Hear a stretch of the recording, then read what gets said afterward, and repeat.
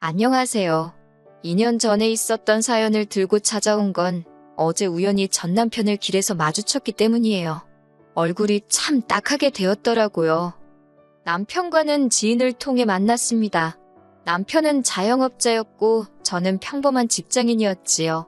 1년간 연애했고 별탈 없이 결혼까지 하게 되었습니다.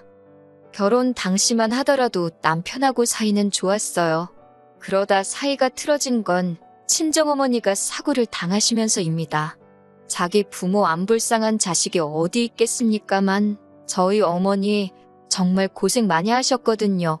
그러다 몇 년 전 마지막이라고 시작하신 식당이 그런대로 대박이 나서 이제 숨 좀 쉬고 살겠다며 기뻐하셨지요. 딸도 시집 보냈겠다. 노후 준비도 다 되어 있겠다. 이제 아무 걱정이 없으시다면서요. 그런 어머니께 여행이라도 다니시는 건 어떻겠냐고 권한 건 바로 저였습니다. 어머니의 연세가 70이 넘은 상황이었기에 직접 운전을 하시는 것보다는 관광버스로 여행을 다니시는 게 좋겠다고 한 것도 저였어요. 그래서 어머니가 탄 관광버스가 전복되었다는 이야기를 들었을 땐 이 모든 게 제 잘못인 것 같아 미쳐버릴 것 같대요. 사람들은 그래도 죽지 않고 살아계신 게 어디냐며 저를 위로했지만 어머니는 예전의 모습으로 돌아오지 못하셨습니다. 뇌에 큰 충격을 받아서 치매 증상을 보이기 시작하셨거든요. 그리고 그 진행 속도는 제가 예상한 것보다 훨씬 빠르더군요. 딸인 저를 제외하곤 그 누구 하나 제대로 알아보질 못하셨으니까요. 하루가 다르게 나빠져가는 어머니를 지켜보는 건 너무나 고통스러웠고 저는 남편과 상의 끝에 어머니를 집으로 모셔야겠다고 생각했지요. 하지만 흔쾌히까지는 아니더라도 이해해줄 거라 믿었던 남편이 보인 반응은 차갑기 그지없었습니다. 제가 어머니를 모시고 오고 싶다 하니 생각하는 척도 하지 않고 단칼에 싫다고 거절을 하더라고요. 당황한 제가 뭐가 왜 싫은 거냐고 이유를 말해달라 했습니다. 내가 당신 불편하지 않게 최대한 조심하겠다 하니 남편이 한다는 소리가 불편할 것 같답니다.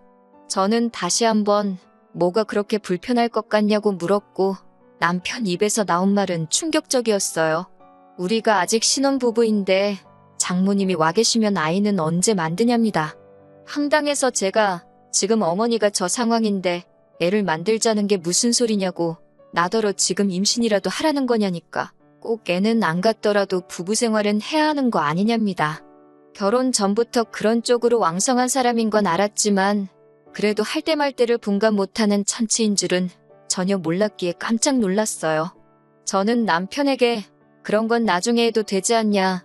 지금 나는 어머니가 제일 중요하다 하니까 그러면 아예 부부관계를 안 하겠다는 거냐며 저더러 아내로서 직무유기랍니다. 제가 어이가 없어서 남편을 가만히 쳐다보니 자기가 뭐 틀린 말이라도 했냐며 오히려 어깃장을 놓는데 솔직히 순간 저게 짐승인가 싶더라니까요. 이튿날 제가 남편에게 생각해봤냐고 물었습니다. 이때만 하더라도 약간의 희망을 가지고 있었어요. 남편도 나름대로 반성하고 생각을 해보지 않았을까 하는.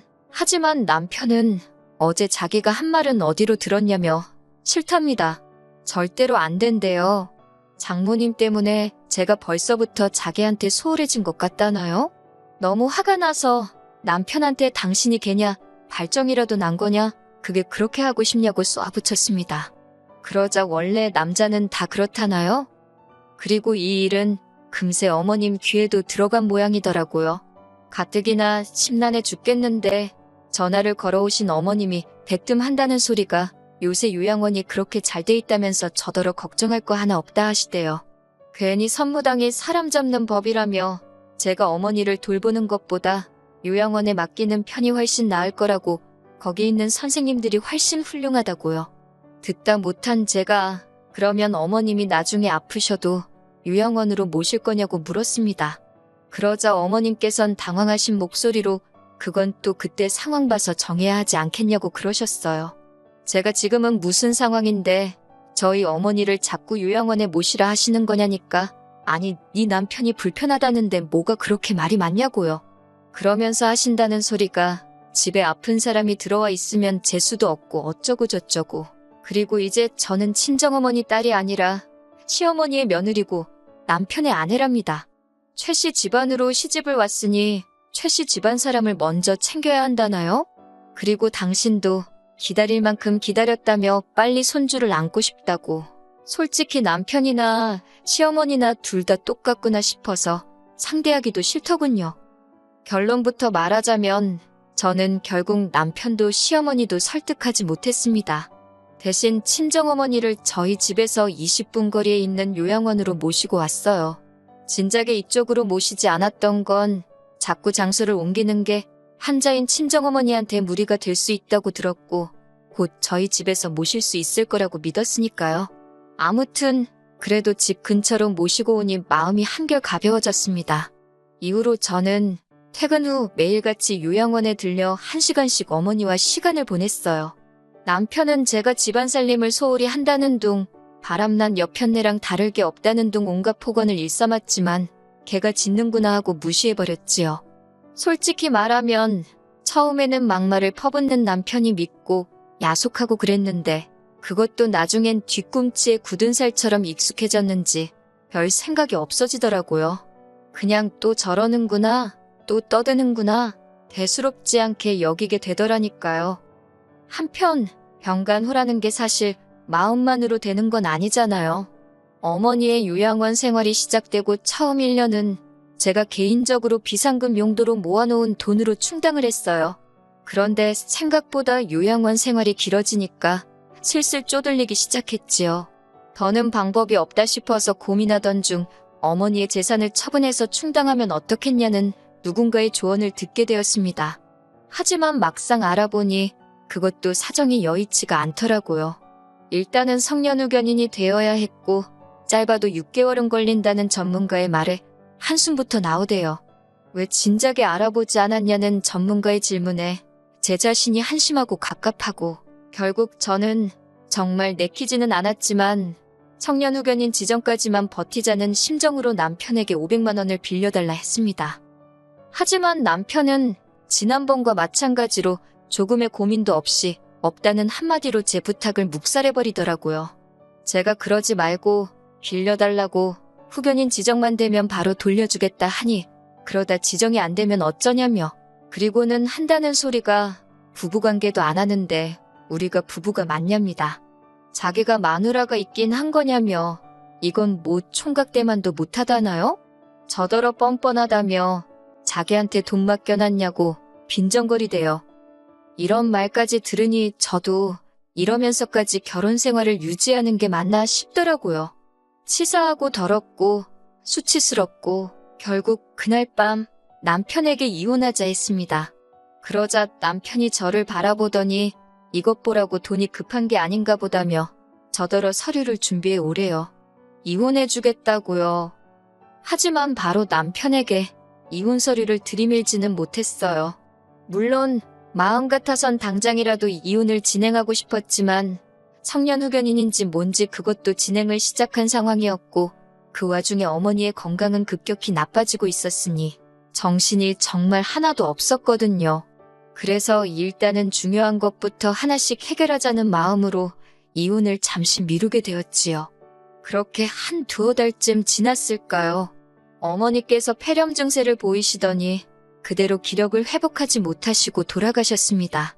다른 사람들은 치매에 걸려도 10년이고 20년이고 산다던데 왜 친정어머니는 그 몇 년도 버티지 못하시고 서둘러 떠나신 건지 하염없이 며칠을 눈물로 보냈습니다. 이럴 줄 알았으면 회사고 뭐고 관두고 하루라도 더 어머니랑 시간을 보낼 걸. 이럴 줄 알았으면 남편이 뭐라고 난리를 치건 어쩌건 무조건 집으로 모시고 올 걸.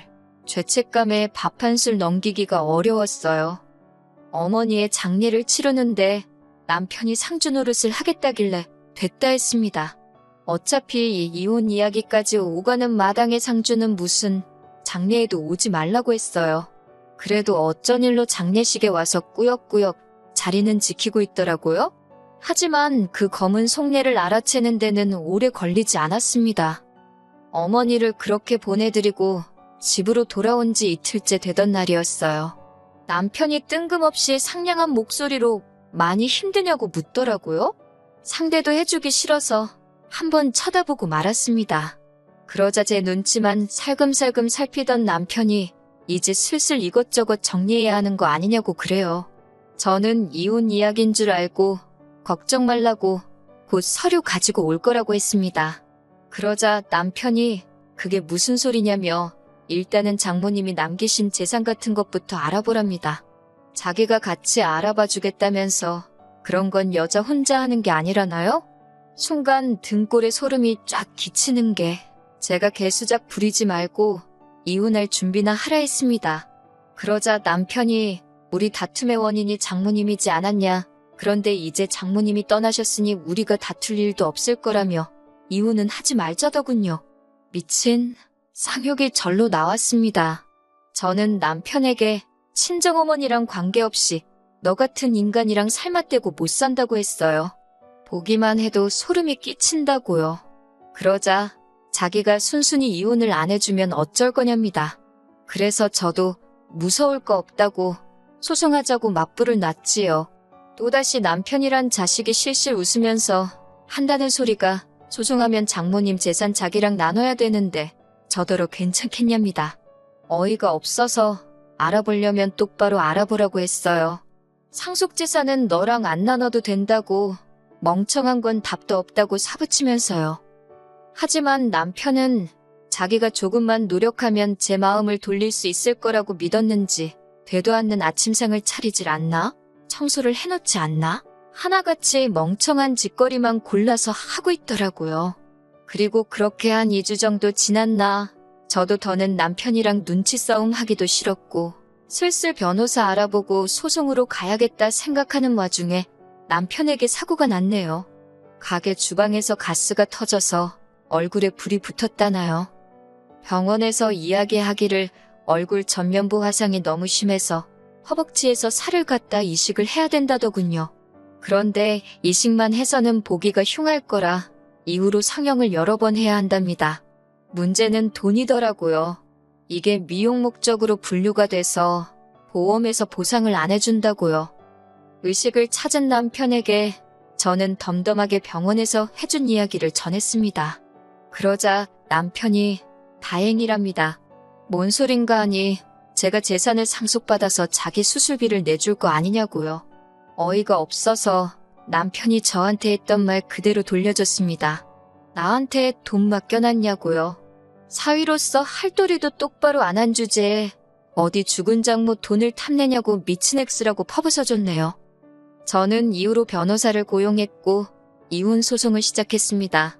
어머님을 비롯한 시댁 쪽 사람들이 저더러 아픈 사람을 상대로 너무 한다고 했지만 제가 못하러 그런 걸 신경 쓰나요? 그리고 소송 끝에 제가 이겨서 이혼할 수 있었습니다. 그쪽에서는 제가 아픈 남편을 내버린다는 식으로 나왔지만 그 전에 남편이 먼저 아픈 장모를 모른 척하고 잠자리로 아내인 저를 협박한 게 더 크게 작용한 모양이더라고요.